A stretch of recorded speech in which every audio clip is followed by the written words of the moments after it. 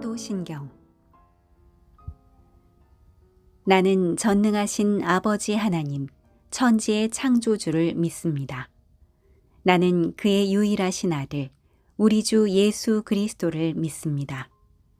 그는 성령으로 잉태되어 동정녀 마리아에게서 나시고 본디오 빌라도에게 고난을 받아 십자가에 못 박혀 죽으시고 장사된 지 사흘 만에 죽은 자 가운데서 다시 살아나셨으며 하늘에 오르시어 전능하신 아버지 하나님 우편에 앉아 계시다가 거기로부터 살아있는 자와 죽은 자를 심판하러 오십니다. 나는 성령을 믿으며 거룩한 공교회와 성도의 교제와 죄를 용서받는 것과 몸의 부활과 영생을 믿습니다. 아멘.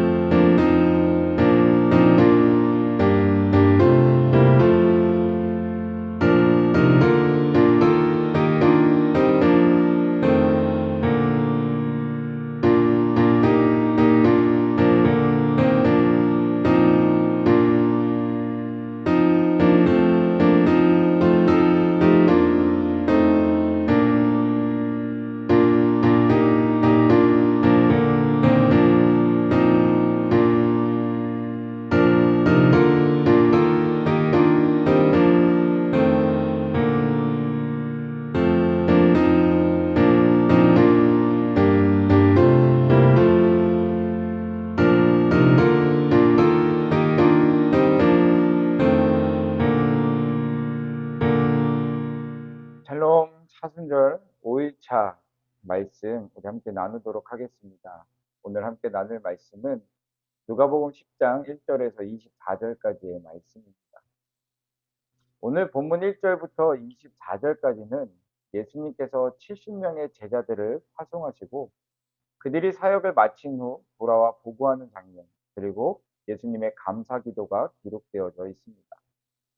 예수님은 두 번에 걸쳐 제자들을 파송하셨습니다. 처음에는 12명의 사도를 보내셨고, 이후 오늘 본문에서는 70명의 제자들을 둘씩 짝지어 보내셨습니다. 이 두 사건은 공통점도 많지만 차이점도 존재합니다. 먼저 공통점을 살펴보면 두 그룹 모두 복음을 전파하도록 파송되었다는 것입니다. 이들은 하나님의 나라를 선포하고 회개를 촉구하며 병을 고치는 사역을 맡았습니다. 또한 예수님께서 직접 부르시고 사명을 주셨다는 점에서 공통점을 찾을 수가 있습니다.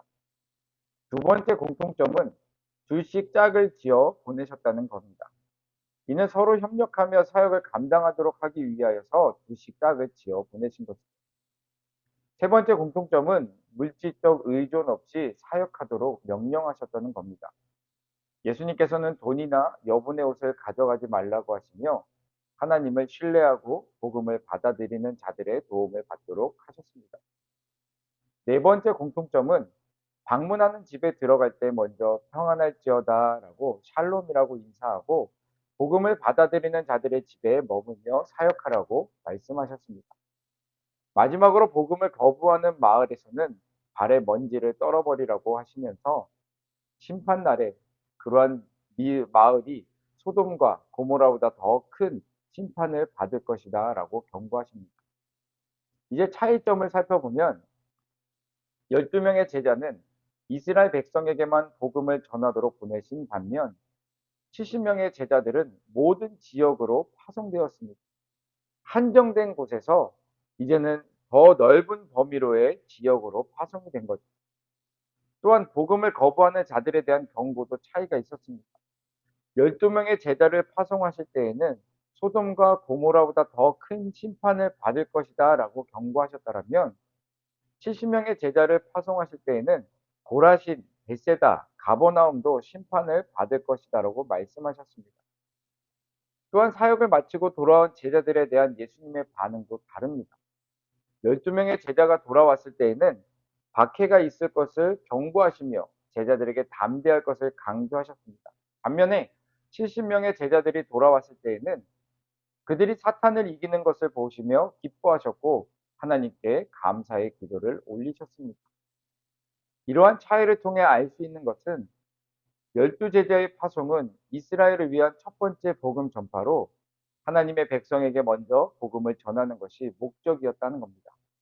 반면에 70명의 제자를 파송한 것은 모든 민족을 향한 복음 전파를 상징하는 것이고 복음은 유대인뿐만 아니라 이방인들에게도 확장될 것을 어찌 보면 미리 보여주는 사건이라는 점에서 중요한 의미를 가지게 됩니다. 이제 예수님께서 회개하지 않는 도시들을 책망하시는 부분을 살펴보려고 하는데 본문에서 언급된 마을들은 예수님을 거부한 곳들입니다. 은혜를 거부한 곳이죠. 은혜가 임했음에도 불구하고 그 임한 은혜를 받아들이지 못한 곳입니다. 왜냐 이들은 자신들의 처한 상황만 바라보며 예수님을 믿지 않았기 때문에 그렇습니다. 그 결과가 오늘 본문 13절에서 16절까지 말씀에 나오게 되는데 13절에서 14절에 언급된 고라신과 벳세다는 여러분들도 아시다시피 예수님께서 많은 기적을 행하셨음에도 불구하고 회개하지 않았던 도시들입니다.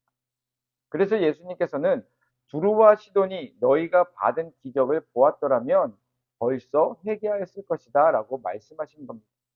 그러면서 심판날에 이방 도시들이 이들보다 더 견디기 쉬울 것이다 라고 경고하시는 겁니다. 이것을 우리가 좀 더 나아간다면 은혜 받은 자들이 은혜를 받았음에도 불구하고 회개하지 않는다라고 하면 나중에 뭐예요? 회개하지 않는 자들보다 더 큰 심판을 받게 될 것이다 라는 겁니다. 또 15절하고 16절에는 가버나움이라는 동네가 등장합니다. 많이 귀에 익숙한 동네이실 겁니다. 이 도시는 예수님께서 많은 사역을 하신 곳이었지만 교만하여서 회개하지 않았습니다. 그래서 이 가버나움을 향해서 예수님은 내가 하늘까지 높아지겠느냐 음부에까지 낮아지리라 라고 말씀하시면서 심판을 선포하셨습니다.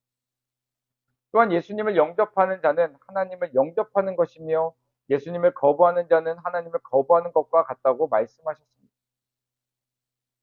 마지막으로 제자들의 사역 보고와 그들의 보고를 들으시고 기뻐하시는 예수님의 모습을 17절부터 24절까지 내용에서 볼 수가 있는데 제자들은 자신들이 행한 사역을 기쁨으로 보고하였습니다.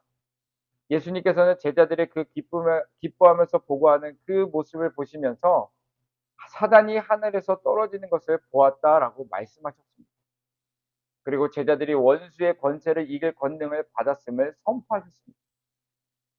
하지만 예수님께서는 제자들에게 단순히 기적을 행하는 것보다 너희의 이름이 하늘에 기록된 것으로 기뻐하라고 말씀하시며 참된 기쁨의 이유를 가르쳐 주셨습니다.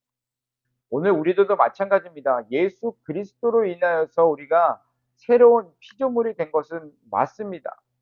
또 그로 인하여서 우리가 또 주어진 것은 성령의 충만함을 통하여서 예수님께서 행하셨던 그 권위와 능력을 받게 됩니다. 그리고 많은 일들을 하게 되죠. 그런데 그것으로 인해서 기뻐하는 것도 중요하겠지만 그 일로 인해서 하나님 앞에 영광을 올려드리는 것도 중요하겠지만 우리가 중요하게 생각하고 있어야 될 것은 무엇이냐면 우리의 이름이 하늘에 기록된 것으로 기뻐하라라는 겁니다. 예수 그리스도로 인하여서 하나님의 자녀가 된 것으로 기뻐하라는 겁니다. 하늘을 소망하며 하늘을 기대하며 나아갈 수 있는 자들이 된 것으로 기뻐하라고 말씀하고 있는 겁니다.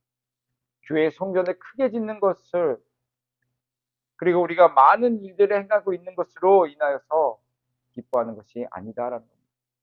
참된 기쁨은 예수 그리스도로 인하여서 우리가 하늘에 기록된 것입니다. 사랑하는 성도 여러분, 오늘 본문을 통해 예수님께서 제자들을 파송하시며 복음 전파의 사명을 얼마나 중요하고 시급하게 여기셨는지 우리가 볼 수가 있습니다. 또한 복음을 받아들이는 자들과 거부하는 자들의 운명이 다름을 말씀하시며 겸손한 자들에게 하나님의 나라가 계시됨을 가르쳐 주셨습니다. 하지만 여기서 우리가 단순히 깨닫고 끝내는 것이 아니라 오늘 예수님을 믿고 따르는 우리들에게도 너희도 이와 같이 하라고 말씀하시는 것처럼 들어야 한다는 겁니다.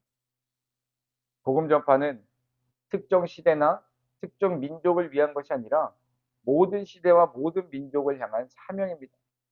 예수 그리스도를 구주로 믿는 모든 이들에게 중요한 사명이다라는 거죠. 예수 그리스도를 믿는 자라면 누구나 감당해야 하는 중요한 사명이라는 것을 우리가 기억했으면 좋겠습니다. 그러므로 언제 어디서나 하나님의 나라를 위해 담대하게 복음을 전하고 하나님의 능력을 신뢰하며 우리에게 주어진 사명을 충성스럽게 감당해야 할 것입니다. 어제 설교 말씀에서도 제자의 조건과 제자들이 행해야 되는 모습에 대해서 나눴습니다. 그리고 오늘 또 그 제자의 삶을 살아가고 있는 그들 가운데 하나님께서 그 삶을 보시면서 기뻐하시면서 온전히 우리가 취해야 될 것이 무엇인지 말씀하고 있는 것을 보게 됩니다. 오늘 이 말씀을 함께 나눈 저와 여러분 모두가 복음 전파를 위해 각자의 자리에서 열심을 내어 전하는 삶을 살 수 있기를 주님의 이름으로 축원드립니다.